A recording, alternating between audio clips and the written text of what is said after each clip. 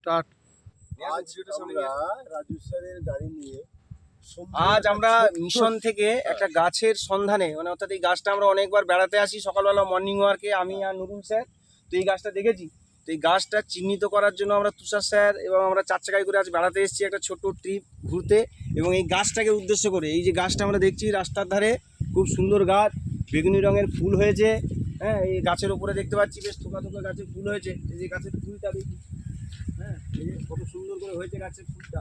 ফুল গাছের সৌন্দর্য স্যার, ছিড়বেন না। গাছের সৌন্দর্যের ফুলটা আমরা পারলাম আপনাদের যেটা দেখার জন্য। হ্যাঁ, তো এই গাছটার নাম কিন্তু আমরা জানতে পারছি না, আমরা 3 জন মিলে এসেছি, কিন্তু আমরা বুঝতে পারছি না। সত্যি করে আপনাদের কাছে যদি জানা থাকে এই গাছের নামটা অতি অবশ্যই জানাবেন। এই যে কত সুন্দর একটা ফুল, গ্রামীণ ফুল। হ্যাঁ, কিন্তু কত সুন্দর দেখতে, এর মনোরম যে একটা দৃশ্য, যা কিন্তু এই প্রকৃতির শোভা বৃদ্ধি করছে।